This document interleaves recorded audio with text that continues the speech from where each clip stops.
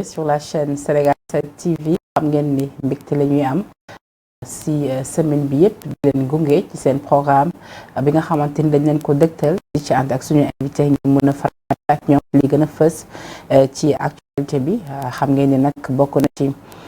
procès Sonko Adji Sarr mais également l'affaire Prodac Mame Mbaye Niang bu mu déposé woon contre Ousmane Sonko également démb ak li nga xamante ni moo ci rentrée solennelle des cours et tribunaux loolu yëpp dinañ ci waxtaan ak suñu ay invité moo waral ñu am mbégte di recevoir ki nga xamante ni moom mooy Bara Ndiaye di responsable APR Bara maa ngi lay nuyu te am mbégte di la recevoir ci plateau ci la bàyyi nga nuyoo. Penda maa ngi lay fay di rafetlu aussi sa invitation di nuyu ki nga xam ne moom laa bokk plateau bi mon grand frère Pape Moussa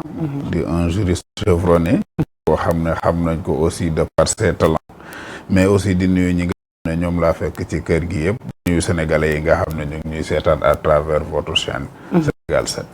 ñu lay fay bu baax a baax doo ci wéet nag ci plateau bi comme ni ma ko annoncé léegi dina ko bokk ak ki nga xamante moom moo di Pape Moussa Sow chroniqueur juriste ngir tamit mu ñu leer sur les questions juridiques su ko defee rek yéen ñi seetaan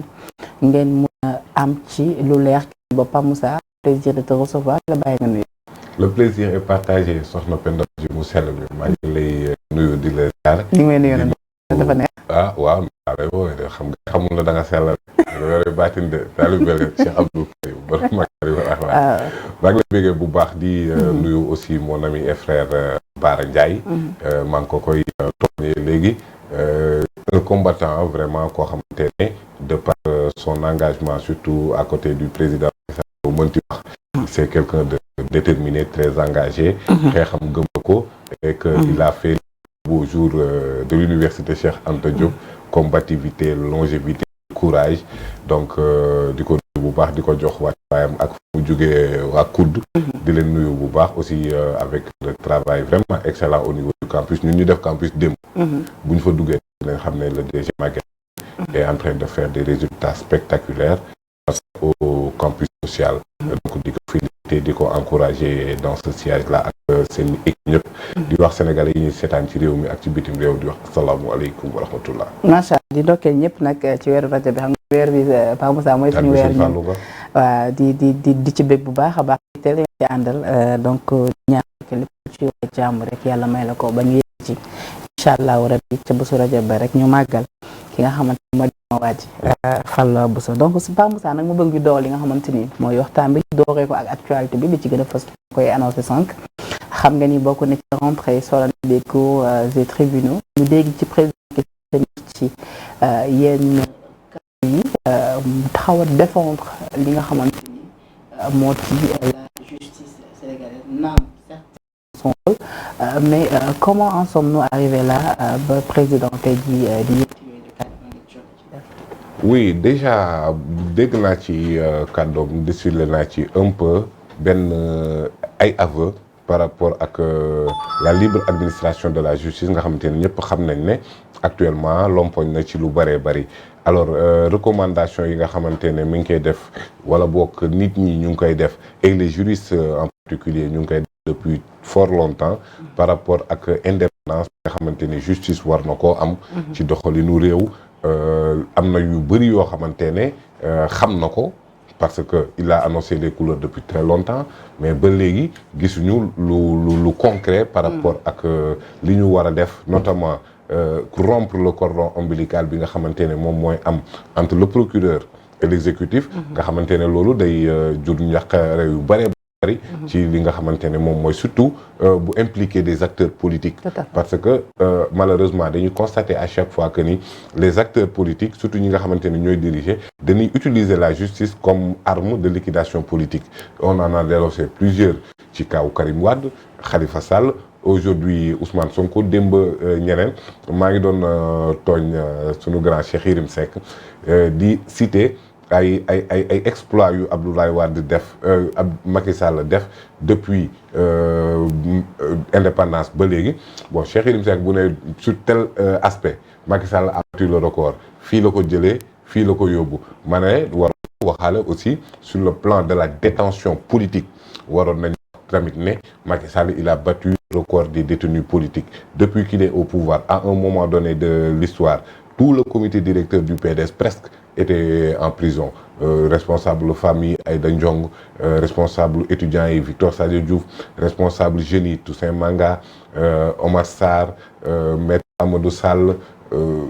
Karim Wade, bu jógee ñooñu Khalifa Sall, ñoom Mbaye Touré, Yaya Bodian, ba tey jii nii ñuy wax le nombre de détenus politiques ba ci ñu mujjee ñoom Ousmane Diagne, Papito Kara, ainsi de suite ba tey jii nii nit dof, c'est-à-dire que ni le président Macky Sall lui il a battu le record des détenus politiques. Léegi loolu noonu nag lan moo ñu yóbbee mbir mi xam naa récemment j'ai vu le ministre de la justice am ku ñu jàpp mu ne moom moo digal procureur mu jàpp ko. Donc on est censé nous dire qu'il y a séparation des pouvoirs moment boo xamante ne ministre de la justice effectivement yoon may na ko mu digal procureur pour procureur dem jàpp ji Massamba wala Mademba. Léegi te dañ ne séparation stricte des pouvoirs la ñu war a am. Président Macky Sall lui-même moom moo ne am na dossier yoo xamante ne moo ci teg le coude. Donc s'il est capable de mettre le coude ci ay dossiers judiciaires, donc la séparation des pouvoirs impérativement n'est pas effective. Li ma la jox nii ay fait la yoo xamante ne kenn mënu ko ci li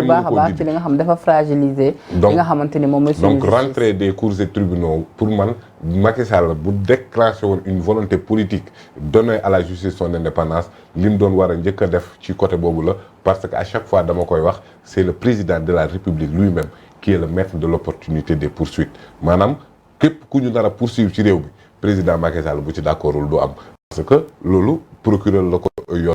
sur le plan juridique, le procureur maître de l'opportunité des poursuites. Mais ce même procureur-là dépend directement du ministre de la Justice. Mais un ministre de la Justice qui exécute dans le cadre d'une politique globale définie par le président de la République. Comme président de la République, moom mooy de manière directe le maître de l'opportunité des poursuites. Alors bu ñu bëggee une justice indépendante, bu ñu bëggee un pouvoir exécutif qui s'occupe exclusivement de li nga xamante ne moom moo ko dénk sans compromettre la justice, dañ doon a rompre rek le cordon ombilical bi nga xamante ne am na diggante le parquet ak la présidence de la République. Au-delà de ça aussi, la carrière des magistrats de manière générale, c'est réglementé par le Conseil supérieur de la magistrature. Du ma ne tous les magistrats de ce pays, Macky Sall da leen xam di leen qu'il peut ne pas connaître le président du tribunal de Bambey. Peut-être qu'il ne connaît pas le président de la cour d'appel de Tambacounda, mais dans les postes stratégiques, Macky Sall il s'implique directement parce que c'est le Conseil supérieur de la magistrature moom mooy nommé avancement wu carrière wu magistrat yooyu noonu yëpp. Certes nag les acteurs du secteur am na benn pré-conseil boo xamante ne moo leen di boole, où les acteurs du secteur doon joxe ay propositions, mais le dernier mot revient au président de la République, procureur de la République auprès du TGI de Dakar. Président moo koy nommé, xam na ko bu baax. Cour suprême, ainsi de suite, les postes les plus stratégiques que le président moom mooy nommer les magistrats. Loolu naka la mënee am système bu ni mel ba pare la justice bëgg a aspirer à une indépendance. Je dis même que ni l'indépendance de la justice dafa war a mën a dem très loin jusqu'à une indépendance financière. C'est-à-dire que ni seen budget biy jaar Assemblée nationale rek défendu par le ministre yooyu noonu yëpp pour man ay astuces la yoo xamante ne dina permettre mu am une interdépendance de la justice ak yeneen ki. Alors bu dee on est inspiré rek de Montesquieu, esprit des lois, nga xamante ne la séparation des pouvoirs foofu lañ ko inspiré pratiquement ci àdduna bi yëpp. Dafa ne il faut qu'on crée des canaux par où coule la puissance. Alors des canaux des canaux ne foofu le pouvoir yi di jaar, les pouvoirs ne se touchent pas. Loolu moom moo andi les Américains ont inspiré la séparation rigide des pouvoirs. Benn pouvoir du laal moromam. Boo xoolee constitution fédérale américaine 5 articles la. Bi ci njëkk mooy président de la République, exécutif moom moo koy gérer ba mu mat sëkk. Législative, chambre des représentants ak Sénat moo koy gérer ba mu mat sëkk.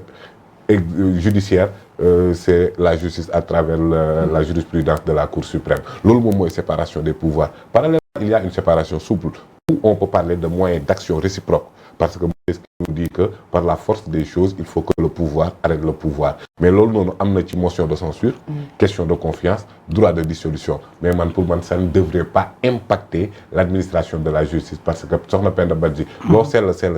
su ma la tooñee pour nga mën a am la paix sociale bu effectif da ngay dem justice tranché. nee nag ba amatoo boobu yaakaar ci justice donc lan lay mooy pëccoxoo ku nekk fajal sa bopp loolu ça peut mener à des dérives sur le plan social stabilité institutionnelle ak lépp loo xamante ne actuellement mi ngi faire fuir dans le débat public ñuy wax nañu respecter institutions yi nañu respecter mais aussi au même moment il faut qu'on dise que les institutions doivent nous respecter aussi alors c'est important Bara ñu dégg démb président Macky Sall di le président de tous les Sénégalais mais également di sa chef de parti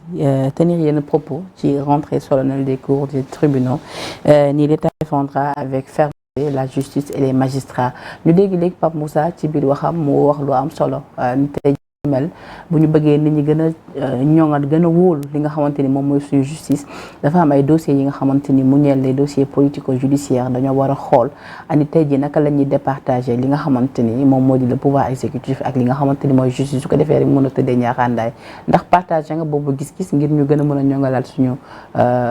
suñu justice boobu la gis-gis plutôt bu Pape Moussa. Merci beaucoup Penda damay commencer d'abord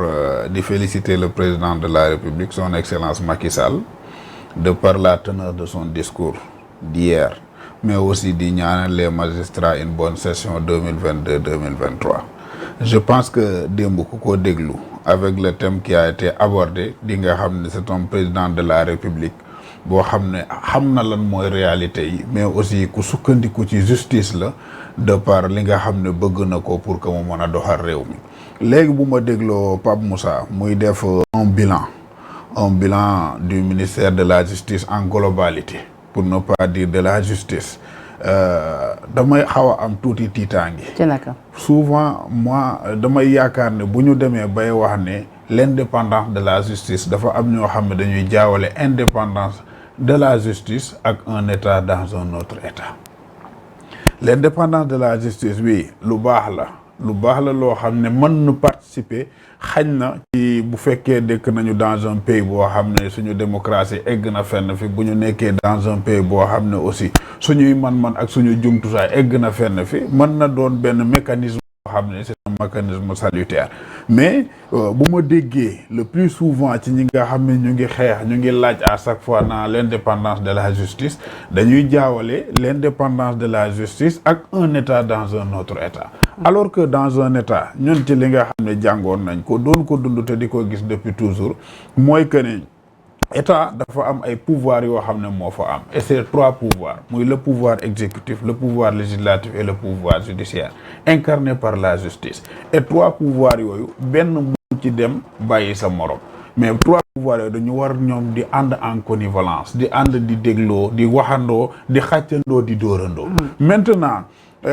interaction bi nga xam ne am na ci seen diggante li nit ñi di dem parfois ba di ko bëgg a jaawale ak loo xam ne xañ na dañu na non justice le président de la République mbaa boog le pouvoir dañ ko jël ngëb ko ñoo koy def loo muy def di ko tere muy bàyyi alors que c'est archi faux. Est-ce que nag du foofu li Pape Moussa waxawoon c'est archi faux. nit ñi dañuy basé rek sur les faits du basé bu ñu déggee président mu ne yenn dossiers yi moom moo ci teg kuddam alors que ni gis nañ yeneen dossiers yi ni muy demee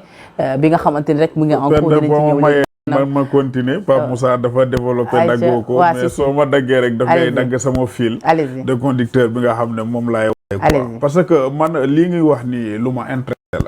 intéressé la en tant que apprenti juriste lu ma intéressé la aussi en tant que citoyen sénégalais boo xam ne yaakaar naa ne suñ ma tooñee mbaa ma am jafe-jafe yàlla na yéex ak nit justice rek moo war a doon foo xam ne foofu laa war a yaakaar pour man fa dem wuti fa dëgg donc bu ma toogee di dégg yenn yi ñu koy wax ci loo xam ne nii toog ñu jàngal ma ko en théorie et en pratique aussi chaque jour que jëfee ngay gis dans les jours cours et tribunaux nit ñi di fa dem di yaakaar justice di fa dem ñu di leen àtte ñuy ñëwaat sans pour autant qu'il y ait problème bu toogee di wax yenn waaye nag day jóg que nous Sénégalais nous apprentis juristes que ñu jóg xool ñun li ñuy jàng di fa jëm ndax kon jaar na ko c'est la première question qu'on doit se poser bu fekkee ne à chaque fois dañu naa ñii nii ay nit lañ ñoo xam ne ils sont corrompus mënuñu ñoom def seen liggéey lu dul ne dañ leen a def loo le président de la République en tant que président du conseil de la magistrature doonul nit koo xam ne nii xañ na am na une certaine compétence avérée dans ci wàllum waa mbaa ci wàllum justice mais en tant que président dafa am na ci waaye certes waaye am na ci kàddoom nag. non même bu fekkee ne am na kàddu. dafay nekk pour coordonner. donc cour des tribunaux la Pape Moussa xam na ko. est-ce que de coordination boobu moo neexul ñenn ñi façon bi muy coordonner amuñu une certaine liaison boo xam ne c'est une liaison directe lu leen lié ak le président ba bu ñu leen waxee président waxee obligatoirement dañ ko war a def amuñu leen lié ak le procureur pour bu leen waxee force dañ ko war a def amuñu leen lié ak le ministre de la justice pour bu leen waxee sorte dañ ko war a def ay juge lañ yoo xam ni fa ñu toog nit mënut leen faa jëlee lu dul ne daf na neex nit mënul leen fa jëlee lu dul ne ñoom daf leen a neex seen volonté personnelle Pape xam na ci dara ñu koy wax les juges debout et les juges assis lu tax ñuy jël terme boobu di ko wax lu tax ñu may leen sañ-sañ boobu lu tax ñu jox leen droit boobu mooy pour qu'ils puissent exercer leur métier sans pour autant ñu am benn contrainte beneen affaire bi mooy que bu ñu fàttetim que ne nekkuñu ci ma ko waxee léegi un état dans un autre état dañu nekk ci réew moo xam ne waa réew ma ñoom ñoo fal quelqu'un mu tudde ko un président de la république chef d'état ma fàttali la ko léegi ne la état 3 pouvoirs yooyu ñoom ñoo ci war di joŋante kenn ku ci nekk di jouer ce rôle mais malgré tout dafa war a am une certaine collaboration boo xam ne day exister dans cet état maintenant vouloir transposer cette collaboration ou bien transformer cette collaboration là en xawma nu ma mën a tuddee le mot sax bay dem bay bëgg a pousser que ne non justice bi mënatuñu def dara je pense c'est trop dire. D'accord. jot na nag le président de la république comme ni mu koy waxee à chaque fois que citoyen bu ci nekk respecté waat encore une fois les institutions. D'accord. parce que bu fekkee yow buñ la tooñee sa yaakaar mooy nga dem ci justice boobu bu attee loo xam ne c'est à ta faveur nga tàcc ko sargal ko jërëjëfal ko mais bu waxee loo xam ne safaanoo na ak yow la nga xam ne moom nga doon xaar nga saaga ko traité ko de tous les noms d'oiseaux ñu ne nag maintenant kenn du ci wax kenn du ci jëf Pape mu ngi wax léegi di wax ay bilan ay nit ñoo xam ne arrêté nañ leen mais sa liste boo ko déggee mu wax ko à chaque fois am na ay politiciens yoo xam ne saa bu ñu yëkkatee kàddu wax la ca jaaru mooy le procureur s'autosaisir pour que ñu dem jëli leen de par la gravité mooy yi nga xam ne ñu ngi koy utiliser mais aussi ni ñuy désacraliser li nga xam ne nii mooy nos institutions. mais nag gis nañ fi nag baara gis nañ fi nag ñu bokk si yéen. ñu tënni yenn propos yi te gisuñu procureur dem jëli ci leen. xam nga léegi nii Pape daf ko wax ku mel ne Ahmed Suzanne tëkk fii kii di Ousmane Sonko te gisuñu procureur dem jëli ci ko ak ñeneen ak ñeneen. Pape Moussa daf ko wax léegi. mu ne l'opportunité est-ce que du ci fee yëpp tey jii moo waral askan bi jàpp ni justice. xam nga Pape daf ko wax léegi mu ne l'opportunité des poursuites procureur moom moo ko moom le procureur de la république moom moo ko moom xam na wax bu ci nekk buñ ko yëkkatee teneur ba mu am mais wax ba aussi fan lañ ko mën a tege ci droit pour war ca mën a topp nit baa ñu war ci ñàkk mën a d'accord dinañ ñëwaat léegi donc moom jàpp mu ne dafa far ci APR parce que APR bu fi nekkee tey nekk parti au pouvoir suba daf fiy jóge le juge ou bien le procureur moom ca liggéeyam la nekk état ku fi man di ñëw sénégalais yi fal la boo ñëwee da nga ko fii fekk il sera obligé de collaborer avec yow donc nekk fi pour ñun nekk fi te dafa am lu am sens chaque jour dama koy wax suñu émission nit ñi ba ñuy dem di jàng di jël seen métier boobu di dem bay doon magistrat dem bay doon procureur de la république xamuñu le président Macky Sall xamuñu waa APR ñoo fayal seen bopp seeni frais jàng dem nit ki nag bul jàpp ne man nit ku dëggu laa du ma def loo xam ne safaanoo na ak li nga xam ne yoon may na ma ko nit koo gis maintenant muy doxi dem nga jàppe ku ne nit la koo xam ne nii gëmul dara ci lépp lu muy dox d'accord alors Pape Moussa sama beneen laaj ba tey ci wàllu woowee ngir ñu mën ko tëj jàll ci beneen question mooy ani tey jiit kon lan la ñu war a mën a def ngir nit ñi amaat confiance ci suñu justice. alors mooy redorer le blason de la justice rek comme ni ñu ko joxee ci ay proposition par rapport ak conseil supérieur de la magistrature par rapport ak cordon ombilical bi am entre le parquet et l'exécutif xam nga boo déggee Bara en substance mi ngi naan président Macky Sall xamul magistrat et bien sûr il connaît kan mooy Mamadou Badio Camara président de la République xam na ko à la retraite auprès de la Cour suprême ñu yokkal ko ba foog ne tey jii nii ba ñu ko yokkalee Cour suprême ba foog ne war na pare actuellement il est président du Conseil constitutionnel. Tu te rends compte au moment où des jeunes magistrats sont là très compétents mën a assurer une indépendance parce que booy looy gën a jëm mag rek surtout que. mais Pape qu'est-ce qu'il faut pour être président du Conseil constitutionnel je pense qu'il y a des critères retenus pour que nga mën fa egg. ça aussi il faut le rappeler. c'est pas donné aux jeunes magistrats aussi d'être président du Conseil constitutionnel. Je ne suis pas contre c'est-à-dire je ne parle pas de la jeunesse kuy soog a ñëw magistrature wala ku fa def 2 ans wala ku fa amul 5 ans d'expérience mais si on t'amène à la retraite sur le plan administratif mooy amatoo les capacités intellectuelles et physiques pour assurer certaines tâches. lan nga bëgg wax foofu Pa Moussa est-ce que da nga bëgg wax foofu que ni président tout le temps dafay xool ay nitam yu mu wóolu. bu fekkee des candidatures bii baara di ci saa su ne parce que mënoo yóbbu nit Cour suprême mu retraité foofu noonu nga prolonger ko pour mu yeggali son mandat auprès de la Cour suprême ce dont je suis d'accord mais wax dëgg yàlla nag bu paree ci loolu woon nga noppalu ji nga kooku la jëlaat def ko président conseil constitutionnel mooy ki nga xamante ne buñ déposé candidature bi kooku moom mooy recevoir sa validité ou non. Même en cas d'égalité sa voix elle est prépondérante. bi ñu ko indee ci saa sax bari na ñu mel ñu yëkkati kàddu partager sa gis-gis ni c'est juste pour mu valider la candidature du président. am na fi ay magistrats yu mën a occuper fonction boobu noonu inéluctablement alors yaa ngi ko koy rappeler léegi peut-être que ni bëggul a dégg wala xamul nu mu lay tontoo face à ces accusations mais nit dof mi ñu yóbbu actuellement prison. nit dof lu mu wax parce que bon nee nañ dafa saaga injure publique. menace de mort ainsi de suite mais yaa ko rappelé Ahmed Suzanne Camara kooku menacé wul de mort. kooku dafa jox instruction de tuer. ce n'est pas la même chose. maanaam nañu rey Ousmane Sonko loolu ñëpp a ngi koy dégg. tout le monde dit que ni nañu rey Ousmane Sonko mais kooku il vaque à ses occupations sans problème. mais loolu dans cette condition là naka nga bëggee le citoyen lambda jox confiance à une justice où le juge El Hadji Hamidou Dème démissionné d'une justice qui a démissionné c'est lui qui l'a dit et il était un acteur de la justice tey lii ne fàng kenn mënu koo jeex Ahmed Suzanne Camara ne nañu dem rey ji Ousmane Sonko il n'est pas inquiété le procureur ne s'est pas autosaisi loolu c'est factuel Bara Ndiaye c'est un fait ce qui est un fait moom mooy nit dof actuellement de l'autre côté parce que li muy wax moom kiiwu la jàpp nga ko dugal ko ci kii bi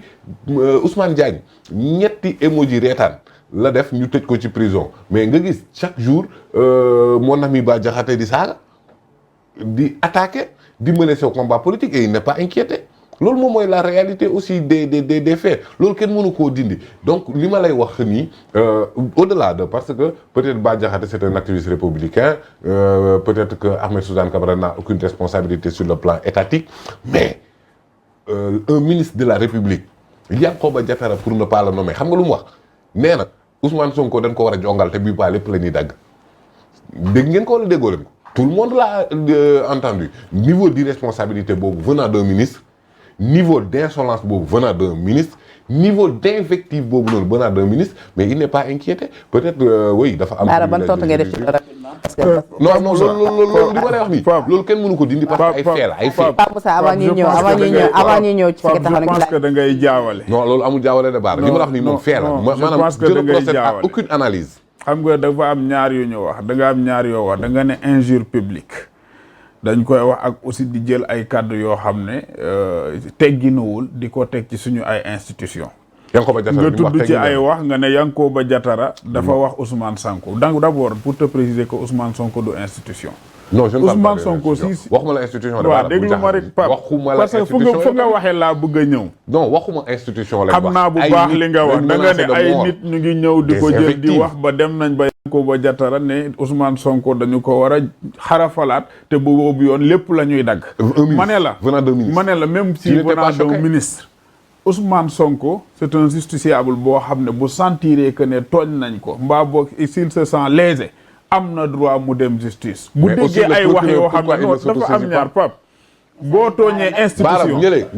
s'il vous plaît. kenn portewul plainte nit dox. Pape man dama lay déglu Pape man dama lay déglu religieusement parce que ci sa Diagne ñooñu porté wuñu leen plainte. c'est le procureur qui s'est autosaisi. pourquoi il ne s'autosaisit pas dans ces cas-là. dama lay déglu religieusement. oui booy wax parce que dama jàpp ne man ak yow bu ñu toogee di waxtaan war nañu jiima génne xam-xam li ñuy wax aussi war na mën a indi njariñ man nekkuma dans ci l'embras pour di défendre kii wala di défendre kii Yankhoba Diattara loolu mu wax sax ci yow laa ko déggee juste pour te dire que am na ay certains propos yoo xam ne man ça m'intéresse pas xam nga dans ce Sénégal là ce qui m'intéresse mooy lan Pape ñi nga xam ne ñu ngi wax lu baax di jëf lu baax pour que loo xam ne war na mën a doxal Sénégal. mais li mu wax tamit laaj la rek Baara maintenant ña nga xam ne ñu ngi wax. laaj la si ñi nga xam ne boo tooñee loo xam ne institution la dafa am ay pouvoir yu mu yor am benn kiiraay goo xam ne ni yor na ko s'il vous plaît Penda may ma rek parce que il faut que différence boobu mais c'est important quand même nga ñëw tamit ci li mu wax gis-gisam la. ci la moom laay ñëw. c'est-à-dire moom li ko jaaxal moom moo choqué tamit plus d'un le fait est que ni tout le temps procureur des fois dafay autosaisir ci yenn mbir yi bu yenn activistes yi génne def ay live wax comme ku mel ni kaw ni daf ñu autosaisir ci bile mbir jël ko arrêté ko pourquoi pas ku mel ni tey ji am na Suzanne ku mel ni keneen.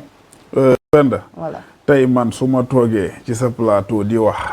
saaga Pape Moussa laa saaga Pape Moussa bu gisee ne dama ko tooñ moom moo reporter plainte dem dans les juridictions mais su ma toogee di wax ci sa plateau saaga le juge ma saaga le président de la République du dem saisir les juridictions c'est le procureur bi nga xam ne moom moo war a autosaisir pour que mu régler samay mbir xam nga lu tax président de la République dafa am kiiraay am loo xam ne dañ ko dégg tax may ma Pape s'il vous plaît parce que bu may wax aussi ngeen may dagg Penda di dagg fii Pape Moussa di dagg fee du dem il faut que aussi ñu mën a permettre la justice mu mën a def liggéeyam il faut qu'on fasse la différence qui existe entre l'institution et le citoyen lambda que nous sommes ñun bu fekkee ne dañu sentir que ne dañ ñu tooñ ñun ñoo war a dem porter plainte suñu bopp yóbbu ko ci yoon pour topp nit ki mais nag bu fekkee ne yow da nga saaga institution mënul jóg naa day dem quoi parce que amul sax sa jot ni koy def procureur moo war a xool pour li nga xam ne dina indi stabilité ci réew mi moom mu autosaisir pour que kooku mu mën ko teg ci yoon. le cas de Nidof mu ngi koy wax Pape man képp koo xam ne xooluma la ba sa jikkoo doy ma mbaa sa doxalin doyuma sa comportement doyuma ci wax ak ki jëf ba man ma bëgg laa tudde doom mbaa ma bëgg a am doom ju mel ni yow duma la défendre Nidof tey yow Nidof bi nga toog jàkkaarloog moom muy saaga publiquement di traiter n'importe qui juridiction et kenn ku ci nekk le président de la République di tifaar foo xam ne ni tegginuwut sax ci un Sénégalais di ko dégg xamoonuñu lii gis nga yaa ngi wax ay tey ne tëj gi bëri na mais parce que Sénégal soppeeku na tey li ñuy gis dans les réseaux sociaux les gens di saaga nit ñi di saaga marabout yi sans pour autant que ñuy am benn inquiétude nit ñi boo tëbee wax mbaa nga def benn commentaire jëmale ko ci Ousmane Sonko ñu saaga la ay ndey traité la de tous les noms menacé la ba ñenn ñi sax ñuy dem naa dañuy bëgg a dem dugg seen biir kër di toog dans les réseaux sociaux naa diw fii la dëkk nañ leen ko fekk këram nañ leen taal problème bi du ñu nag juridiction du ñu nag le président Macky Sall nañu ciblé ñi nga xam ne nii ci APR la ñu bokk ci pouvoir bi lañ nekk ñu dem seeni kër toj ko loolu lépp di xew dans ce Sénégal là les Sénégalais nekk fi di xool nit ñi toog fi ne non dañuy sàmm pour dëgg dañ fi nekk pour défendre dëgg te mënuñu am courage ñu jóg wax ci Penda fan la Sénégal jëm foofu nag bu ñu fa tolloo dafa am ñenn ñoo xam ne ñoom la ñu dénk le pouvoir ñoom la ñu dénk li nga xam ne ni mooy la sécurité des personnes et de leurs biens mbir mi am na foo xam ne bu fa tolloo amatul négocier ñoom ñoo war a jóg jël seen responsabilité lépp loo xam ne nii war nañ ko cee def pour que ñoo ñëw traquer leen juger leen acteur bu ci nekk la nga xam ne yeyoo na ak la muy def ci ay faute ñu juger ko ci ñu def ko et je pense que foofu la ñu toll tëj yi da nga naa bëri na mais bëreegul sax surtout feek sénégalais yi feek sénégalais yi muy jeune muy mag muy ndaw ci suñu justice non am ko sénégalais yi am confiance suñu justice ba ñu koy créer dañu créer la justice pour les sénégalais justice li muy def defu ko contre les sénégalais mais daf ko def encore pour les sénégalais mën na nekk et ça a toujours été comme ça chaque jour dañu naa ñii dañu naa justice baax na ñii naa justice bon na mais képp ku ci am problème boo demee ci justice gis baaxaayam maintenant fi mbir mi toll tey nag nañuy continuer di wax naa chaque jour dañuy construire ay prison nañuy continuer di wax naa non chaque jour le président Macky Sall day tëj président tëjul dëkk bi dafa am ay loi yoo xam ne kenn ku ci nekk ci ñun da nga ko war a respecter bul jàpp ne sa liberté bi nga am man Baara toog ci plateau Penda mu may poser question may répondre liberté boobu lu ma neex ma wax ko fa te dara du ma ci fekk bu ñu demee ba réew mi toll foofu su boobaa nag réew mi yor doonatul réew mais kenn ku ci nekk na ji ma xool lam ca am mu jël ko te dem d'accord Pa Moussa nga daanale foofu si par rapport ak solution yi nga taxawoon ngir waaw gën a mën a parce que moom delloowaat suñu justice ca fa mu nekkoon effectivement Baara kan moo porté plainte Ousmane Diagne bu def ñetti emoji ban institution la loolu saaga ñetti emoji quoi reetaan. man li ngay wax ne honnêtement gisuma. oui xam naa man Sénégalais yi may seetaan xam nañ li may wax. Ousmane Diagne c'est un juriste. oui bon parce que da nga koy bàyyi. juriste la boo xamante ne man ak moom jàngandoo nañ xam naa ne il connaît la sacralité des institutions il ne va pas insulter ça je le sais très personnellement de lui léegi téye nañ ko combien de mois après bàyyi nañ ko fouraas affaire bi foofu lay mujjee c'est ça qui est parfois gênant là loolu noonu moom mooy yóbbu nit ñi je ne défends pas nit dof je ne cautionne pas ce qu'il dit loolu ça soit clair mais ce dont j'en suis sûr moom mooy ñeneen wax nañ lu gën a doy waar lu nit dof wax te dara fekku leen ci loolu rek laa wax c'est un constat. Ahmed Suzanne Camara lañ rey Ousmane Sonko loolu c'est un constat donc kon solution bi mooy li ma la doon wax dès le début que ni l'élégance républicaine respect des institutions foofu la njëkk a commencer que les institutions soient respectées de tous les bords parti yëpp le président Macky Sall doit respecter les institutions surtout judiciaires pour bañ cee digal loxoom Bara Ndiaye doit respecter les institutions judiciaires pour mën a bañ a jox des appréciations wala justifications mel ni moom dafa sol robu avocat de la justice au même moment justice boobu noonu ñoom ñu ngi ko doon xalab ñu ngi ko doon ŋàññi moment bi nga xamante ne ñu ngi woon ci opposition bi bul fàtte ba ñu convoqué Macky Sall fële ca central on s'en souvient avec les forts de Taïwan ñu ko doon jiiñ ainsi de suite lan la ñu waxoon ci justice cette justice là ba léegi moom moo fi nekk donc tey jii nii à l'état actuel où l'on parle en 2023 je pense que ni Sénégal war nañ dépasser 2 poids 2 mesures actuellement li nekk ci prison yi ci ay détenus politiques ak li nekk ci biti ci ay insulteurs ak ñiy def dans l'invective bari na alors lan la ça dépend de boor bi nga féetee pour que le procureur s'autosaisisse ou pas ça dépend ci boor bi nga féetee et loolu moom moo war a dëj nag sinon Penda Badji aura le sentiment que ni man bu ma ko tooñee dafa war a ñëw fayu au lieu de dem justice parce que bu demee justice du ma ju fenn. Pape lan mooy détenu politique. Baara may mu relax parce que dama dégg d'accord non c'est très important xam nga lu tax dama dégg ci première waxam mu wax détenu politique ñu détenu politique yi bëri nañ encore mu ñëwaat di wax détenu politique lan mooy détenu politique moom laa bëgg mu préciser ma ko parce que Penda xam nga man dans le cadre de son engagement politique lañ ko arrêté koo xamante ne dafa am un point de vue politique exprimé ko ñu arrêté ko loolu moom mooy détenu politique la qualité de l'auteur inculpé daf ci xam nga ñaar dafa am Pape souvent damay dégg sax ñu koy wax pour le procès ay Ousmane Sonko géneen ñu naan non procès politique la c'est parce que dañu viser un homme politique c'est parce que un homme politique moom la un citoyen lambda porte plainte ñu dem devant les juridictions gis nga un prisonnier politique amul xam nga li am un politicien boo xam ne ni xañ na tu as fauté ñu sanctionné la non s'il vous plaît non s'il vous plaît Pape soo déggee ma di la ko wax man gisuma koo xam ne nii fii ci Sénégal fi ñu nekk nii tey dañu ko tëj par ses convictions politiques ndax dafa far Pastef ñu ne ko noo waroo far Pastef ñu tëj ko ndax dafa far Pastef di défendre Pastef ñu jël ko tëj non loolu amul Pape far ci mbir non c'est-à-dire man bokk un élément de Pastef ma doon ko mbaa ma doon élément de APR waruma may tous les droits que man lu ma neex ma wax dans les plateaux ku ma neex ma traité ko nu ma neex te man dara du ma ci fekk su fekkee ne loolu ngeen jàpp mooy prisonnier politique ma ne la prisonnier politique yi dinañ gën a yokk dans ce Sénégal où nous sommes ñun duñu seetaan Sénégal kenn di ko yàq nous avons la responsabilité aujourd'hui de gérer le Sénégal la responsabilité de garantir la sécurité des personnes et de leurs biens mais aussi la responsabilité qu'il y ait une cohésion au niveau du Sénégal ñoom Ousmane Sarr lan lañ def ñoom Bayna Gueye foog mu wax ñu ñooñu ban institution lañ Sarr d'accord loolu dinañ ci ñëwaat léegi mais à rappeler que ni vous suivez votre émission de la semaine 13 minutes de vérité ñu am mbégte bokk plateau bi Pape Moussa Sow chroniqueur juriste mu feggoo ci ak ki nga xamante ni moom moo di Bara Ndiaye responsable APR ngir mun a waxtaan ak ñoom ci lu gën a fës ci actualité bi autre actualité bi nga xamante ni bëgg naa ci ñu wax mais laata ñu ci gën a xóotal Pape Moussa dama bëgg expliquer nit yi yow mi nga xam sax xam màcc na ci wàllu yoon tey jii le dossier Sonko Adji Sarr mu jógee instruction ñu yóbbu ko chambre criminelle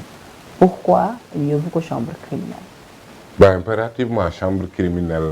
lañ ko mën a yóbbu parce que les infractions yi nga xamante ne dañ ko viser crime la viol a été criminalisé bu chambre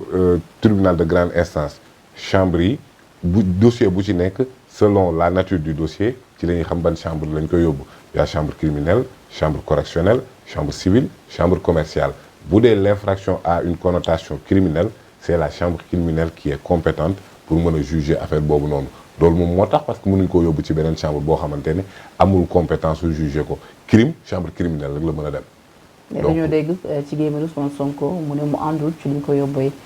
chambre criminelle parce que moom du ab criminel te it ñoom jàpp nañu ni droit am ci wàll bi lañ ko salfaañe lu ci bëri loolu moo waral ñu daal di koy yóbbu foofee ci chambre criminelle. waaw non c'est-à-dire moom dafa d'accordul ne viol am na donc kon viol crime la loolu leer na mais viol bu ñu la koy toppee chambre criminelle rek nga mën a dem léegi moom dafa jàpp ne viol amul complot moom moo am dañoo ko comploter dans une affaire et puis il a donné des arguments beaucoup de faits yoo xamante ne day justifier la thèse du complot donc loolu moom moo tax mu ne warul mën a dem ci chambre criminelle boobu noonu bon li ma ci mën a souligner rek de manière très rapide mooy li nga xamante ne moom la juge d'instruction Omar Maham Diallo def ci mbir mi nii ba fii témoignage yi mu déglu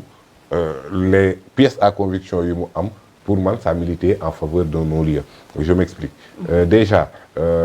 ki nga xamante ne moom moo nekkoon ak Adji Sarr ci biir Sweet Beauté muy Mama Ba Mama Ba foog ñu xam naka la ñëwee ci biir Sweet Beauté Mama Ba Adji Sarr moom moo nekk xaritam balaa Mama Ba ak Adji Sarr di nekk xarit ñoom seeni yaay ñoo nekkoon ay xarit seeni yaay ñoom ñoo doon ànd di wëy ci làmb yi ñoom ñoo doon awu Khady Diouf ñi suivre làmb xam nañ koy Khady Diouf yar waago yaayu Aïssata Ba ak yaayu Adji Sarr ñoom ñoo doon ànd nekk ay xarit yaayu Adji Sarr yàlla teel ko moom yàlla ko yàlla yërëm te xaare ko àjjana Adji Sarr ñëw Dakar di liggéey di daan dooleem ba jékki-jékki woo Mama Ba proposé ko benn liggéey boo xamante ne dañ la ci fay 300 ba 350 000 retiens bien li ba lay wax noonu Mama Ba affaire bi sax jaaxal na ko massage kese nan lañu si mën a fayee lu bëre loolu noonu yëpp mu insister wax ne ko kaay boo waxaale ak kii gérante bi mooy Ndeye Khady Ndiaye après di nga xam ne Ndeye Khady Ndiaye moom gérante kese la sax moomul mbir mi ki nga xamante ne moom moo ko moom dëgg kooku moo la ci yokkal lu ni mel alors Mama Ba bi mu ñëwee waxtaan ak Ndeye Khady 50 000 lañ déggoo donc Adji Sarr fan la jëlee da nga posé Pape Moussa pour que mu wax en tant que juriste wala da nga posé quelqu'un koo xam ne il était témoin des faits pour que mu def une narration yaa ngi dégg dina ci ñëw léegi li waraloon loolu ñu xëcc Mama Ba foofu noonu Pape sa xam-xam la ñu soxla mais soxla wuñ na une narration boo xam ne nii honnêtement fekkee fa nekkoonoo dans les lieux moom moo doon bu complot bi doonee ni mu war a doon ki nga xamante ne dafa nekk ci biir moom mu témoigner pour Adji Sarr Mama Ba loolu moom moo ko andi woon loolu moom moo waral mu proposé ko xaalis bu bari boobu noonu yëpp mu ñëw malheureusement Mama Ba n'a pas gobé ça parce que Mama Ba bu doon parparloo wala muy ut ko mu kii Adji Sarr lay faral parce que moom mooy xaritam depuis l'enfance mais actuellement lan moo taxoon lu ci bëri ñëwul woon sax mooy dafa tolloon diggante samedi bii nii génn mucc na am na doom donc kon Mama Ba li nga xamante ne moom lañ bëggoon mu témoigner li waraloon ñu andi woon ko foofu noonu ce n'était pas pour mu liggéey mais bis bu Adji Sarr tegee dil bi moom mu témoigner en faveur de Adji Sarr bu boobaa day yombal ordonnance de renvoi donc kon kooku témoigner na contre Adji Sarr docteur bi nga xamante ne moom moo visité Adji Sarr à l'immédiat docteur Alfousseyni Gaye ñëpp gis nañ ko man personnellement waxtaan naa ak moom lu yàgg a yàgg secret médical tënk na ko secret de l'instruction tënk na ko mais li mu junj Sénégalais yi c'est assez clair kooku noonu tamit témoignage am ñëw nekk à la décharge de Ousmane Sonko nga ñëw. kenn lan la Sénégalais li nga xam ne c'est assez clair parce que. non nee na ba ñu ko woowee ne ko nit ku nekk en détresse la nit ku ñu violé léegi la mu ngi nekk en danger ba moom en tant que médecin parce que mënul toog ñu ne ko nit mu ngi nekk en danger mu bañ a jug non assistance à une personne en danger la nee na ba mu demee il a trouvé une personne sereine bu dara jotul. bu dara wokkul bu dara xuriw loolu est-ce que c'est parce que la mu gis rek la wax. waaw loolu la wax effectivement li mu gis la wax dafa gis ne kii ñu ko wax ne dafa nekk en danger nekkul en danger alors moom mu visité ko def ca lam ciy def yëpp ak pression bi nga xamante ne teg nañ ko pour mu soppi le rapport médical donc bu dee ñi lal complot dañ ne ko nga soppi dossier médical kon li nekk ci rapport médical bi arrangé wu leen loolu moom moo tax ma ne sans risque de me tromper parce que nee naa la gis naa ko waxtaan naa ak moom lu xóot li mu témoigner ci biir c'était à décharge pour Ousmane Sonko ki nga xamante ne bi Adji Sarr du nekkee ci njàqare moom la woo pour wut wàllu ci moom muy Baye Mbaye MC enregistré li nga xamante ne moom la doon waxtaan ak Adji Sarr Sénégal yëpp jot nañ ci loolu tamit nekkaat témoignage à décharge ki nga xamante ne bi Adji Sarr demee porter plainte ci moom la dem muy capitaine Seydina Omar Touré kooku tamit wax li mu wax mu leer nañ dem tamit juge d'instruction woo ko mu témoigner à décharge ki nga xamante ne ñoom moom Sweet Beauté muy Ndeye Khady Ndiaye ak jëkkëram ñoom ñaar ñëpp ñu témoigner à décharge pour Ousmane Sonko kenn ci mbir moomu yëpp muy Sidi Ahmed Mbaye moom moo ñëw témoigner à charge pour Sonko. d'accord mais léegi kon loolu yaa ngi may expliquer. laisse-moi rek ma ñëw complot bi. non non mais ci viol bi laa bëgg. non defal na fee yi nga xam ne tamit. déet fee yi mënoo koo wax ndax fekkee woo ko. non c'est-à-dire fekkeewu ma ko d'accord mais dama. kenn fekkeewul fee waaw dama ni ci fee yooyu ñu koy reproché ba tax ñu yóbbu ko chambre criminelle loolu laa foofu laa bëgg nga ñëw. loolu laay expliquer da ngay déglu rek. parce que man tamit yow mën nga am sañ-sañ ne ma lii ngay laaj mais bul ma ne nii ngay tontu. non man waxuma nii ngay tontu. waaye ma rek ma ñëw léegi au vu de tous ces éléments là bi nga xamante ne juge d'instruction yor na ko li nga xamante ne moom moo doon la position bi yenu maanaa bi nit ñëpp mën a nangu mooy nga ne ordonnance de non-lieu parce que y a pas d'élément factuel à part kaay def test ADN maa bañ. kon yow àndoo ci mbir bi luñ ko yóbboo ci chambre criminelle. non man comme li Ousmane Sonko wax sax. autant d'éléments qui ci enquête de la gendarmerie ak certificat médical bi waroon na boucler affaire bi. autant d'éléments qui militent en faveur d'un non-lieu sont là te dama la ko wax te ce sont des faits te loolu noonu moom moo waral juge bi am na ci benn élément boo xam waxoon naa la ko muy test ADN personnellement bu doon ma la dama koy defi. mais moom refusé na test ADN refus boobu noonu bokk na ci li nga xamante ne moom lañ gën a sukkandiku pour ne ko demal procès. léegi l'ordonnance mais ndax tey ni mu refusé def test ADN bi ak également ni mu refusé tontu ci yenn laaj yi nga xamante ni moom Maham Diallo laaj na ko est-ce que loolu yëpp tey jii gënul compliqué mbir yi ba tax ñu yóbbu ko. ci procès bul jaxase. waaw non question la bu ma la laaj pour nga leeral. waaw il n'a pas refusé de répondre à Maham Diallo le juge Maham Diallo lépp lu mu posé tontu na ko. non mais am na ci yenn laaj yu nga xam moom Sonko ci boppam moo génn wax ni am na yu nga xam boobu ko ko laaj daf ko wax ni ko je ne vous le permets pas. non justement c'est-à-dire dañ ko laaj ay rapports sexuels consentis. mu ne loolu mayuma la ko mais loolu mayuma la ko loolu tontu la de ce n'est pas un refus de répondre. maanaam non ce que j'attendais man je n'ai pas posé la question juge moo am lu mu doon seet ci question boobu noonu nee na ko permettre ko mu laaj ko ki mu tontuwul mooy procureur ak les avocats de la plaignante mais moom à part ñooñu noonu répondre na lépp léegi nag le juge Omar Maham Diallo def na une ordonnance de renvoi yàlla def na ne am na lu ma ci gis am na yu ma ci xool ak le réquisitoire définitif donc li nga xamante ne actuellement moom moo ci ne këtti ni jornu mooy est-ce que waa ji day dem procès ou pas. waaw loolu dinañ ci ñëw loolu question la bu ñu def benn point d'interrogation dinañ ci ñëw léegi mais rapidement Bara yow également sa xam-xam tamit màcc na tuuti ci wàllu yoon sa gis-gis par rapport ak mbir bi tuuti la lu bëri d'accord mbir bi ni mu dooree ak fu mu yegg si mu mel ni également xaw na nekk mbetteel si ñenn ñi ndax comme Ousmane Sonko par exemple jàppul woon ni mbir mi mën naa yegg si ba fii bu ñu ko déggee ni mu waxee ni rapport enquête gendarmerie ak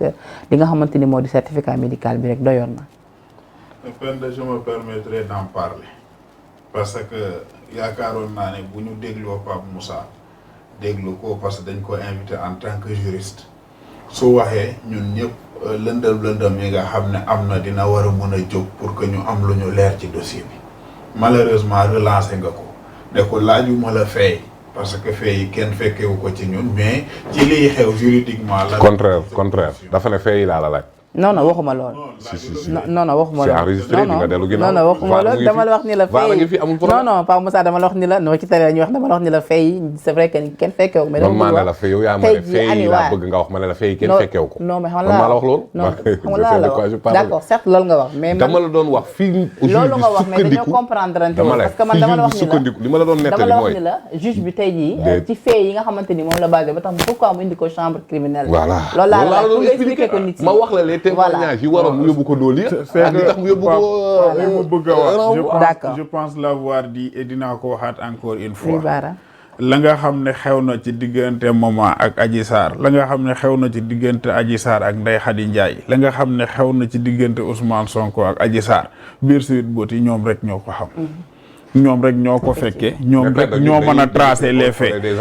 les témoignages waaye la fa xew nag la fa xew ñoom ñaar ko xam ak yàlla léegi bu ma demee ba gis ña fa xew xamuñu viol am na bu ma demee ba wax ak Adji Sarr bu ma demee ba wax ak maman ba bu ma demee ba wax ak docteur Alpha d'accord mais waaw mais Pa Moussa nañu may Baara mu ta non ñun si Baara ñu ngi ko organiser tamit mais tamit débat la nekk Baara tamit mais xam nga lu tax du ma ko bëgg a dagg parce que nekkuñu ci sorxo d'accord man défendre ma Adji Sarr d'accord ñu bàyyi la si du ma avocat du ma nekkuma ci avocat d'accord défendre ma ñu bàyyi la nga yeggali vous avez xam-xam la ñuy waxee moo ñu fi tax a toog Pape boo ma dégloo rek dinaa wax sama xalaat comme ni ma lay dégloo nga wax sa Baara dama jàpp ne la nga xam ne moo xew ci biir Sweet Beauty man fekkewu ma ko fekke woo ko ña ko fekke rek ñooñu mën a nettali na mu amee ñaar chaque jour da nga ciy def amalgame naa témoignage yi am nekkul à ta possession nekkul à ma possession amoo ko amuma ko nit ki la mu dem wax ko devant le juge génne ko comme témoignage xamoo ko pour que di def une narration comme si que yow ki def témoignage dafa toog yow ne la lii laa wax mbaa boog le juge en personne dafa yëkkati le PV mu jox la ne la Pape kat lii ak lii mais Pape Moussa aussi c'est un journaliste d'investigation non même bu dee journaliste d'investigation donc c'est normal peut-être mu am ay points yi nga xam ñu amuñu ko mën naa la ko jurer et le connaissant moom ci boppam xam ne il n'est pas en possession des témoignages juré ko Baara ne l'ensemble des personnes juré ko Baara juré ko na waat moom mën na juré Allahu akbar de l'ensemble des points témoignages yi nga xam ne nii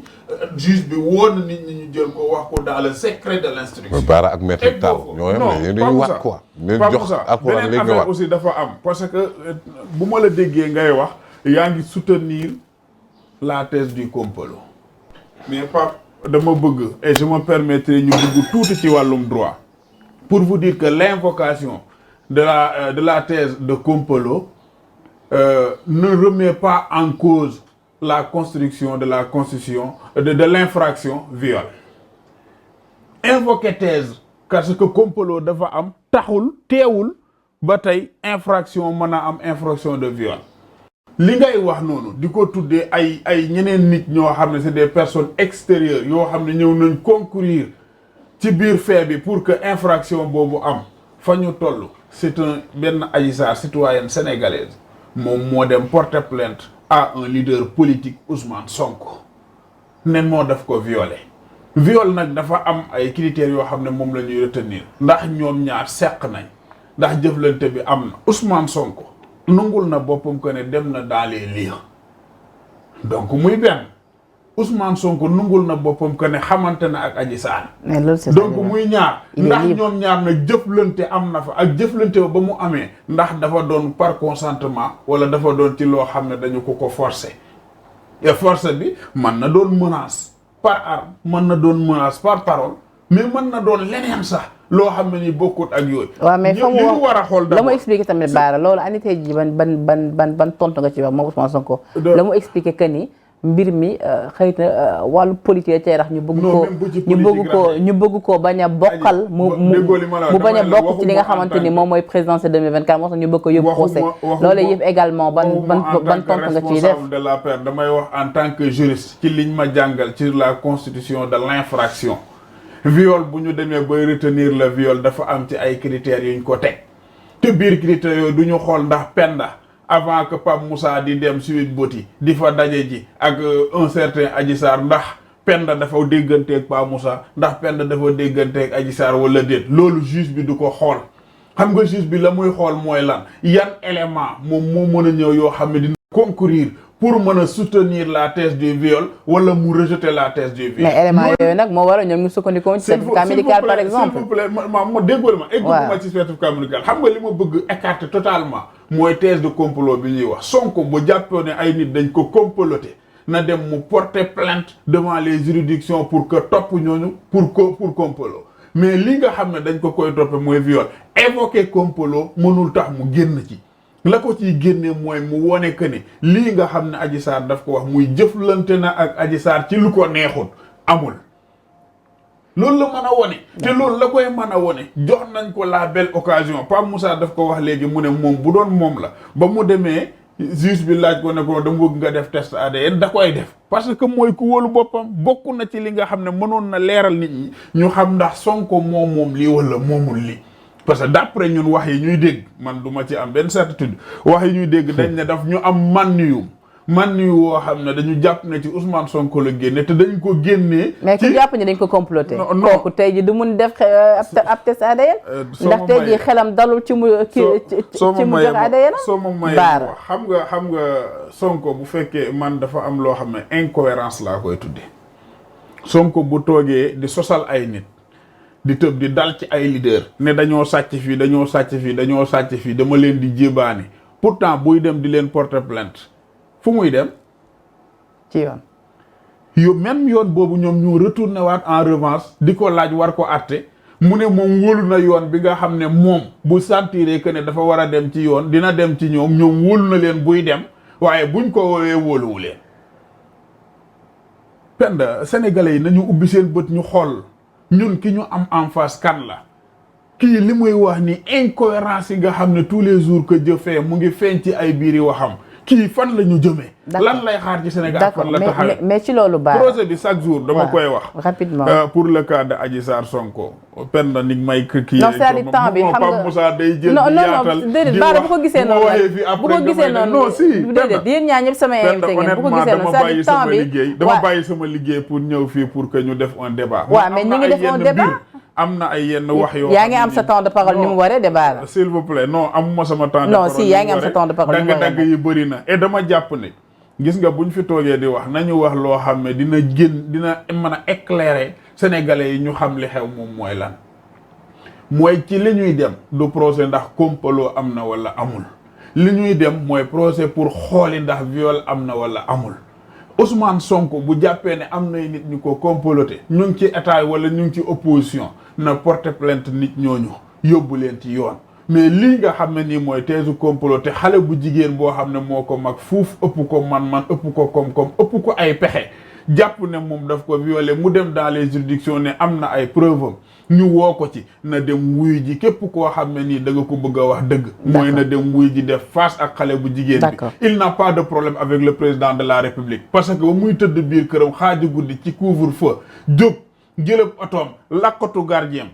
làqatu chauffeur-am làqatu ay soxnaam dem ci ab lieu boo xam ne nee na dafa demoon pour di dàmpalu ji te foofu ñu xam ne que borom salon ba tam reconnaître que ne moom amul capacité yoo xam ne ni may na ko. mais li nga wax ni nag Bara li nga wax ni Bara ça n'a rien à voir ak président de la république nit ku nekk mun nga dem fa la neex man yëguma ko yow yëgoo ko. d'accord donc bu demee moom ba egg foofu li koy topp ko ci xale bu jigéen boobu am droit jàpp ne dañu ko tooñ mu dem ci juridiction na dem tontu ji ci viol te bàyyi dañ may comploter dañ may comploter. d'accord Pape Moussa rapidement par rapport ak meeting bi nga xamante ni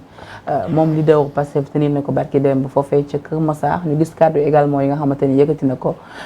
mu mel ni na mu wax moom leer na nañ jàpp na ni moom mi dossier ba jeex na fii la war a mun a yem kon ndaxam dana dem ca procès am déet laaj bi nga introduire sànq nag mi ngi doog a jot c'est la question que tout le monde se pose dina wuy ji waxam déet buñ déggee ni mu waxee. waaw soxna Penda Badji dégg nga Bara rek rapidement ma résumé. parce que Pape Moussa rapidement non ça va faire très vite c'est-à-dire li xew ci réew mi du ce n'est pas gratuit Bara bu yeggee këram taal teleem pour mën a xam information dafa am ñu taataani ay xibaar ñëw jébbal ko. voilà donc kon c'est justement dans ce sillage que ni laa mënee wax li nga xamante ne xew na foofu noonu. muy ci biir enquête mais déjà rek. li xewoon gendarmerie te ñëpp gis nañ ko PV te tout le monde a vu toutes les déclarations non c'est assez suffisant loolu moo xew gendarmerie. jàpp nga ne PV boobu ñu doon wax gendarmerie mooy PV bu baax bi. Seydina Omar Touré Seydina Omar Touré mi ko nag yaa ngi mel ni doo juriste. waaw dafa nank rek xam kër gi xam mbir yi ni muy. xam nga da nga doon bañ ñu dagg la. non si parce que am na yenn yoo xam ne nag mënuma ko sax bàyyi muy dem ci koo xam ne ni. man je reconnais que ne am nga ay capacités. waaw Bara déglu naa la Seydina Omar Touré. on est de la même promo il est juriste. il est actuellement doctorant en droit. wax na waxati donc ba tey jii nii bu ñu génnee ordonnance de renvoi. parce que ordonnance de renvoi en matière criminelle balaa ñoo commencé procès bi dañ koy lire on va lire tous les PV di nga xam ne li nekk ci gendarmerie ak li nekk foofu noonu c'est la même chose sinon. non seulement dañ koy lire mais même les présumés sax ñoom kenn ku ci nekk am nga droit ñu jox la ci une copie. kon bu ma nee la am nañ ci accès rek. non déggoo li ma la mais joxeeguñu copie bi. ma ne. non jotaguñu les copies eggaguñu foo xam dañ leen jox les copies dama ne la. avant que ñoom ñuy dem di def l'ouverture de la session bu boobaa ñoom kenn ku ci nekk l'ouverture des débats kenn ku ci nekk ñoom dinañ la jox copie boo bëggee beneen copie maintenant à tes frais bu boobaa aussi mën nañ la ko permettre. moo tax ma ne la li xew ci gendarmerie ba ak li xew ci audition yi yëpp xam nañ ko mu ngi ne fàng kenn mënu koo jeex baara bu la neexee nga bañ ko gëm mais lanu xam loolu lañu wax te dara du ci dindeeku ba bés ba ñuy taxawal procès bi dara du dañ ci lii ma lay wax saa yu dañee yam nga sama numéro woo ma ne ma lii nga ma waxoon nii la mujj demee alors soxna Penda li nga wax dafa am solo moom mooy dañu nekk ci cas boo xamante ne comme Sonko ni mu ko déclaré que ni complot la alors ñoom biñ nee complot la Ousmane Sonko dafa teel a jël le pas sur la bataille de l'opinion boobu ñoom waa Benno Bokk Yaakaar nee nañu woon mbir bi privé la seen yoon nekku ci président jox leen instruction ne bu ci kenn wax moment boobu noonu Sonko a pris beaucoup de devant par rapport à la bataille de la communication à la bataille de l'opinion ba sénégalais yi ñu ci bëri gëm ne donc lii complot la pour faagaagal ay adversaires politiques donte gisoon nañ ko ci ay yeneen cas Karim Wade Khalifa Sall ainsi de suite alors toujours dans le sillage de cette bataille d'opinion un avocat chevronné et blanchi sous le harnier ñu koy wax président Abdoulaye Wade nekk un acteur politique de premier rang nee na un procès politique kenn du ko gagner devant un juge mais on le gagne devant l'opinion donc Ousmane Sonko ci loolu la nekk il est en train de parler avec l'opinion pour les faire adhérer à sa cause alors diggante boobu ak bii am na ay éléments de mesure scientifique yu fi jaar muy élection Ousmane Sonko nekk candidat à Ziguinchor gagné loolu c'est factuel dem nañ législative Ousmane Sonko yàlla def ne liste majoritaire bu Yewwi Askan Wi jàllul liste suppléante moo jàll liste suppléante bi kenn xamu ci kenn mënoo ma wax diw fii la jaar kii mooy nangam ak kii mooy nangam ba tax nit ñi votel ko c'est Ousmane Sonko qui a usé de son coefficient personnel pour mën a gagner les élections donc kon ko déggee mu wax ak ton discours damay ñëw un peu ci kii bi rek léegi nag barki démb li mu wane ci Kër Massar dafa firndeel en même temps que Ousmane Sonko a gagné la bataille de l'opinion, il a gagné la bataille de la mobilisation. Maintenant, rapport de force, comme il a toujours dit, moom mooy arrière loo le président Macky Sall moo tax mu dugg dans le siège d'un rapport de force avec un ton ferme, discours bu am hargne ba pare jàmmaarloo ak kii nga xamante ne moom mooy président Macky Sall mi mu jàpp ne daf ko bëgg a faagaagal ba joxe ay horizon ne ko fii 2024 da ngay jël sama bakkan wala ma jël sa bakkan pour man débat politique ay jël bakkan. d'accord mais Baara. discours est plein. Pa Moussa tegal foofu sa loxo Baara jàpp nga ni li Pa Moussa wax tey ji discours Sonko boobu mën na reculer roo ki nga xamante ni mooy président Macky Sall. man damay am njaaxale ci les sénégalais yi mooy déglu ñuy wax ñu ci bëri diggante bërki dem bi Sonko defee meeting am bi ak léegi déglu naa leen te ñu ci ëpp. mooy ñi nga xam ne bërki démb bi le président Macky Sall toogee ne am na ay dossiers yoo xam ne xam seen sensibilité bi mu am ak mën na doon loo xam ne nii gënul ci réew mi tax na maa ci teg sama conco noonu la ñu koy interpréter wax ji maa ci teg sama conco pour que duñ ko topp sénégalais yooyu ñoom ñoo jógoon naa amu ci droit waru ko warta jël benn dossier di ci teg conco dafa war a bàyyi justice mu def liggéeyam. pourtant c'est même sénégalais yooyu nga xam ne démb ñoo doon wax loolu le président Macky Sall laa gis ñuy génn di def sortie naa mbir mi fa mu jëm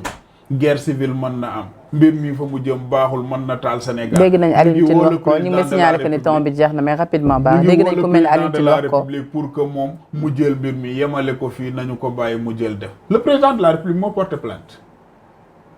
su fekkee ñoom dañu dem constant par rapport à leur position bi nga xam ne amoon nañ ko hier que le président de la République dafa war a génne loxoom ci justice mais pourquoi aujourd'hui il appelle le président de la République pour que dossier bii nii na ko jël teg ko alors que le président de la République du moom mooy victime bi le victime est nommé Adji Sarr moom moo porté plainte. mais est-ce que dañoo xalaat mbir mi dañoo xalaat peut-être mbir mi tey jii la mu nar a jur politique parce que il est dans est-ce que du dañoo xalaat mbir mi la mu nar a jur président de la République jël ko de mais ñaata nit la ñu tëj ci viol. mais est-ce que du dañoo xalaat d'accord mais est-ce que du dañoo xalaat mbir mi la mu nar a jur. non mbir mi ak lu mu man di jur. dañu nekk ci am réew moo xam ne dañu am droit dañu nekk ci réew moo xam ne justice daf fi nekk di dox dañu nekk ci réew moo xam ne képp koo xam ne nii def nga lu jaaruñu traquer la devant les juridictions dañ la fa war a yóbbu traquer la fa. d'accord na doon ku nekk dans l'opposition na doon ku nekk dans le pouvoir s'il vous plaît Penda may ma non Baara waa si maa ngi ñëwaat ci yow s'il vous plaît may ma xam nga lu tax. Baara nag xam nga ci temps la ñuy liggéey da ngay jéem a comprendre loolu tuuti. Kaliphone daf fi nekk def ñu ne noonu dañu ko traquer ñu yóbbu ko juger ko. bi ñu demee gis ne violé wul mais dafa def coup et blessure ñu jël ko atte ko ci lool Sitor dafa dem def mayuñu ko sax liberté dañu tëwate dem jàpp ko en attendant di xaar jugé ko Ousmane Sonko ñu jiiñ ko ne dafa def ci viol moom maanaam Ousmane Sonko laa ci gis l'un des rares cas ku ñuy jiiñ viol ngay tëb di continuer di traîner ci mbedd mi sa xam ne dem loolu lu ko waral xañ na peut-être am na benn souplesse boo xam ne nii am na ci mais ça ne doit pas continuer. bu ñu gisee ne moom moo def dañ ko war a jàpp tëj ko comme ni ñu tëjee ay moromam parce que une justice à double vitesse warul am dans ce pays là. d'accord Pa Moussa rapidement. war na wuy ji waa am déet. voilà disposition rapidement Pa Moussa waxtu bi jeex na tàkk. wuy ji gi force la waaw li ko ci mën a fekk. loolu dama koy wax déjà. waaw article 238 ci loi wu 2014 28 du 3 novembre 2014. L'accusé qui a été mis en liberté ou qui n'a jamais été détenu se présente au plus tard à la veille de l'audience au greffe qui assure sa représentation en justice. Article 239 nee na. L'ordonnance de prise de corps est exécutée si dûment convoqué par voie administrative au greffe de la chambre criminelle et sans motif légitime d'excuse. L'accusé ne se présente pas au jour fixé pour être interrogé par le président de la chambre criminelle maanaam nee na bu ñu ko convoqué par une convocation dûment signée bu présenté wul dañuy exercer lu ñuy wax prise de corps maanaam dañ leen dem jàppi bu ñu joxee Ousmane Sonko convocation amul benn motif bu valable pour bañ a ñëw dañuy exécuter prise de corps maanaam dañ lay jàpp yóbbu la rëbës loolu moom moo ci xew au cas où Ousmane Sonko bañ a wuyu ji bu ko juge woowee pour audience ci chambre criminelle donc loolu moom mooy conséquence. man jàpp naa ne nag actuellement Ousmane Sonko waxagul parce que dégg naa Bassirou Diomaye Faye ne statué wuñ ci ndax day wuyu jéem déet mais la base dit que ni bu mu dem bu demul lii moom moo ci mën a nekk ça c'est du droit donc foofu noonu effectivement comme ni nga ko waxee. am na loo xamante ne conséquence la am na loo xamante ne ci biir c'est politique parce que Bara il a parfaitement raison de dire que c'est la première fois de l'histoire judiciaire du Sénégal qu'un accusé de viol bénéficie d'un contrôle judiciaire mësul am. li Alioune Tine wax nag ni lu ni mel mun na indi ab guerre civile partagé nga boobu gis-gis. Alioune Tine qu'il arrête un peu aussi c'est-à-dire gis nañ fi li fi xew mars 2021 Ousmane Sonko a gagné le rapport de force looloo tax demul prison en lieu et place de la détention il a été sous contrôle judiciaire Bara nee na loolu musul am loolu day firnde rapport de force bi d'accord Bara sa confrère de parti également di Mame Mbaye Niang moom it traduire Sonko devant la justice le 2 bi ñu war a jëno ñoom ñaar ca procès Mame Mbaye Niang yëkkati kàddu ni dina ko laaj lu tollu ci daan lu tollu ci 29 milliards te bu ko Sonko joxul su boobaa bu amee dëgg dina dem sax këram cinam sax dina ko saisir bu boobaa foofee ca këram. avant mooy dugg ci ba tey mu ñeel diffamation bi nga xamante ni dafa wax lu am solo. Sonko nag nee na moom document yi ca internet ba la ko jëlee. Pape dafa wax. Bara tontu ci laaj boobu rapidement jàpp ci rek dinaa tontu ci laaj bi mais dafa am lu am solo woo xam ne aussi ci procédure bi buñ la wooyee chambre criminelle bu ñu nee au plus tard bu ñu nee suba la sa àtte Pape je pense que wax nañ ko dans l'article 38 du code de procédure pénale bu ñu nee suba la au plus tard bu ñu nee suba la sa àtte la veille war nga dem ci greffe bi nga présenté woon ko ne ko yaa ngi ci réew mi te procès biñ la woo war di nga ca ñëw di nga wuyu si. loolu nag bu fekkee ne demul ba def ko parce que ci discours bi ñu dégg la waroon a doon quintessence du débat mooy discours bi ñu dégg mooy ña fa nekk dañ ko ne du wuyu ji moom Ousmane Sonko tim dane du ma dem di jàkkaarloo ak siis bu ñu choisir boo xam ne dañu ko choisir naa damay wax ak moom. waaw cela veut dire donc que ne moom pare na pour du dem heureusement que Pape rappelé na ko li nga xam ne mën na ko ci jël fekk ko fi mais li ma la wax léegi am na ñu bëri ñu naanoo jugé par contumace ak yu ma xamul du ñu egg foofu. d'accord ki nga xam ne dañ ko war a Mame Mbaye Sénégal te am na jot pour war fa dem. waaw voilà pour le problème ba Mame Mbaye Niang dama yaakaar ne Mame Mbaye il est très responsable li mu def mooy responsabilité. gis ne dañu la tooñ tuumaal nañ la waxal nañ la loo xam ne safaanoo na ak li nga xam ne moom mooy dëgg nga jël say responsabilité bind dem yóbbu justice depuis boobu nag ki nga xam ne moom moo toog publiquement nit ñi di ko seetaan mu ne noo yor naa dossier yi mu ngi nii sama téléphone ñoom lu ñu def ñun dañuy am les documents ñoom dañuy toog sax di poser wu question naa xal kii fu muy jëlee ngóor si fu muy jëlee ay information fu ko jëlee kan mooy topp bi moom moo toog mu wax ko publiquement devant les Sénégalais mu demaat toog bari ki dem muy def meeting am devant ses militants mu ne non dama ko gis ci internet bi benn rapport boo xam ne mu ngi ci internet bi maintenant reste à voir ni ma la wax léegi Mame Mbaye tooñ nañ ko dem na devant les juridictions bu ñu demee devant le juge moom mi toogoon ne yor na les documents mu ngi ci téléphone am bi moom mi toogoon ne lu ñu def lu xew moom am na tous les documents daf ko ci à sa possession bu demee na ci répondre Mame Mbaye am na ci droit victime la boo xam ne jàpp ne dañ ko diffamé am na droit moom mu demandé ne man kat lii la koy toppee loo xam ne ndàmpaay lay doon bu ñuy jël teg ko def sama. d'accord maintenant il appartiendra au juge de voir par rapport ak moom li nga xam ne def nañ ko ak la gravité de l'infraction bi nga xam ne kii def nañ ko li ñu koy toppee ak diffamation bi ñu ko def lan la ko mën a jural pour que mu réparer maintenant le préjudice subi lan la war a mën a Moussa rapidement ban commentaire ngay def sur l'affaire Mame Mbaye Niang Ousmane Sonko ñu boucler. waaw bon Ousmane Sonko dans cette affaire là dafa juum dans la mesure où rapport IGE amul rapport bi am mi ngi nii rapport IGF la. moom nee na dafa juum bëggoon IGF la bëggoon wax. IGF dañ ko convoqué mais reconnaîtrul juum boobu devant ses militants. en tout cas rapport IGF la Ousmane Sonko répété na 3 fois ba bii passé nii barki Demba Ndiaye à Kër Massar. il a encore dit IGE ci rapport amul bu épinglé Mame Mbaye Niang alors IGF maintenant. tey jii nii buñ ne woon Louga am na Sénégal 7 mais est-ce que day dem ca ki nekk ci porte bi wala ñëw ci journaliste bi ne ko yow kaay épinglé la Sénégal bu amoon détournement léegi Pape Demba Bitèye la ñuy woo Mame Mbaye Niang n'était pas le coordonnateur de Prodac. Il assurait une tutelle technique.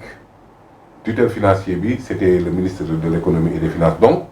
c'est quasi impossible que le rapport futur de l'IGF di épingler Mame Mbaye Niang ci ay histoire de financement yoo xamante ne mi ngi ci biir Prodac te Prodac am autonomie am un coordonnateur national. D'accord, dans ce cas-là lan moo ko ci war a mën a fekk moom Sonko ci wàllu privé. Rapidement. Diffamation c'est un délit. Maintenant li ko mën na am daan ba 2 ans loolu c'est clair. Alors le code électoral bu dee loolu moom moo la intéressé par rapport ak ndax dina doon candidat ou pas. Effectivement parce que nee nañ bu ñu la condamné pour crime quelle que soit la condamnation maanaam ci affaire viol bi moom bu ci amee 1 mois sax moom mënul bokk. parce que buñ bépp crime infraction pour crime bu ñu la mënti ji quel que soit li ñu la mën a daan boobu bokkatoo ak délit yoo xamante ne l'article L29 du code électoral cité na leen mais l'article L29 code électoral dafa dem ba ne délit bu mu mënti doon susceptible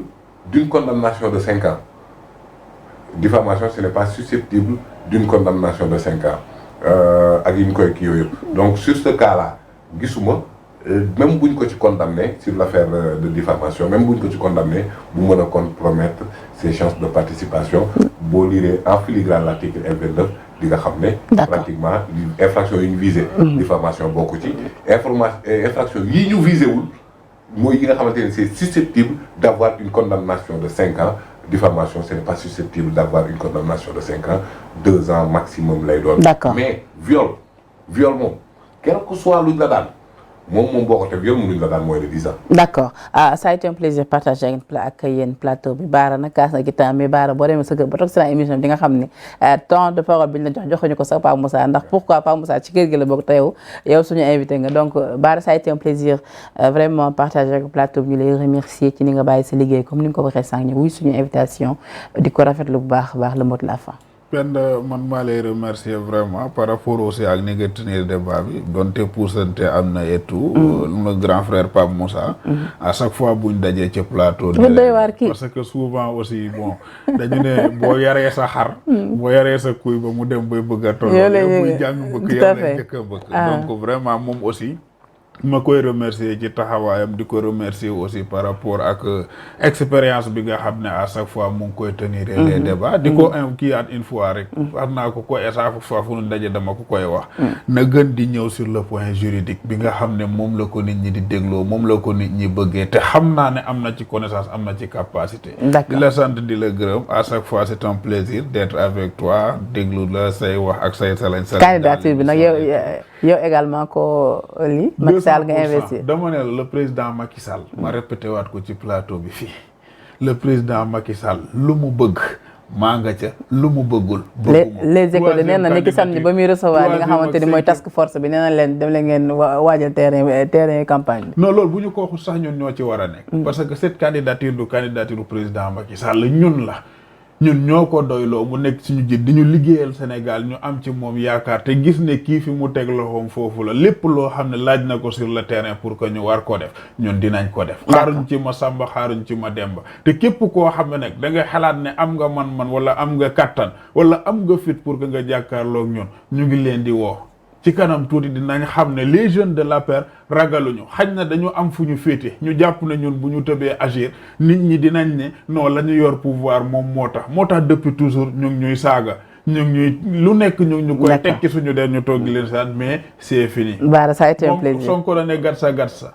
acca nañ ca dem. D'accord Bara ça a été un plaisir de recevoir Pape Moussa yow it le mot de la fin. Vraiment ça a été un plaisir de recevoir la. Macky Sall moo ne woon en 2011 que ni mën na dajale 200 000 personnes ñu dem déloger ji Ablaye Wade. maanaam lii ñuy jiñ Sonko yëpp naan respecté wu institution ñoom ñoo àndoon ak Macky Sall en 2011 ñu koy def di xeex 3e candidature te moom waxul yemul 3e de nee na 4e ak 5e yëpp bu ko. Macky Sall bu ko bëggee sax pare na donc kon bon ça se comprend quoi moi qui l'ai pratiqué depuis l'université moom nii la mel nag coow lu muy bëri bu màttee boobu day dagg donte yenn saa mën na màtt bu wexat xam ne lii bu yeggee foot bi dina métti waaye teewul day jàll donc c'est quelqu'un que j'encourage par rapport à son engagement par rapport à sa fidélité et à sa loyauté par rapport à ses principes yi nga xamante ne mu ngi koy xeex